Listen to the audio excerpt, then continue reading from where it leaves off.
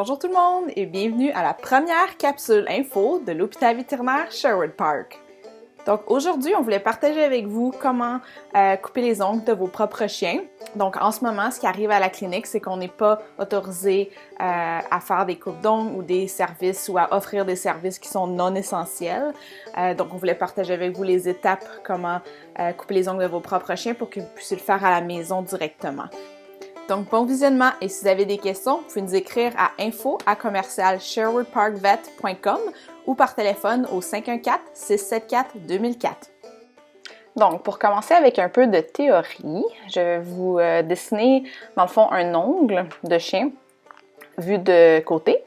Donc, vous voyez ici, c'est l'orteil avec l'ongle au bout. Donc, une griffe normale aurait la veine dessinée ici en pointillé. Donc, si on veut couper correctement l'ongle, ce qu'on voudrait faire, c'est une coupe perpendiculaire dans cet angle-là. Donc, c'est difficile à faire du premier coup, c'est sûr.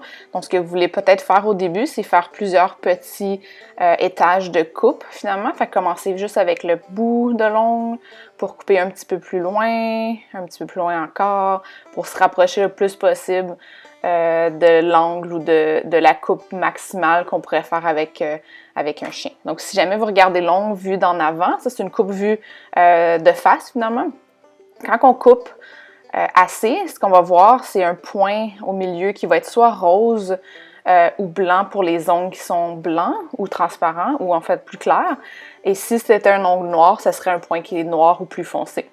Si on est en train de couper et qu'on ne voit pas ce petit point-là à l'intérieur de l'ongle ou face à l'ongle, ça veut dire qu'on est capable de couper encore un peu plus sans problème, sans causer de dommages.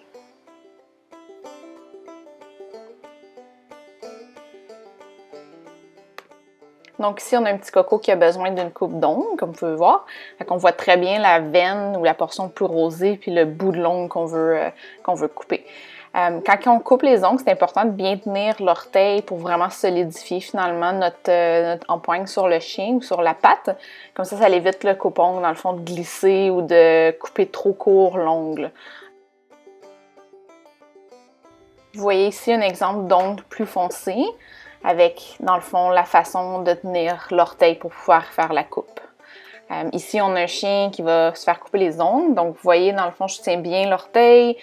Je fais plusieurs petites coupes à la fois jusqu'à temps que je me rende au point rose ou au point plus foncé, dans le fond, au milieu de l'ongle, qui va m'indiquer, dans le fond, que je suis juste assez court. Donc, plus vous allez devenir confortable, plus vous allez être capable de couper les ongles relativement vite, comme vous voyez ici, finalement. Donc, ça, c'est vraiment une question de confort. L'autre chose aussi qui est vraiment pratique, c'est d'avoir quelqu'un à l'avant du chien qui peut lui donner des biscuits ou des récompenses, ou lui gratter les oreilles ou la tête pendant que vous faites la coupe d'ongles. Comme ça les rend plus confortables aussi.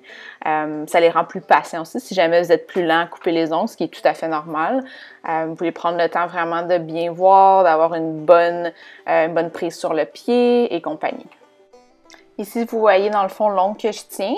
C'est l'ongle qui a été coupé, donc vous pouvez voir la portion plus pâle ou blanc qui indique que je ne peux pas couper plus loin. Puis l'ongle d'à côté, c'est un ongle qui n'a pas été coupé encore. Donc, c'est tout pour notre vidéo. On espère que vous avez apprécié et que vous avez appris des trucs. Donc, si jamais vous avez des questions encore, vous pouvez nous appeler 514-674-2004 ou par courriel à info@sherwoodparkvet.com. Vous pouvez aussi écrire des commentaires en bas pour la chaîne YouTube. Merci, bonne journée!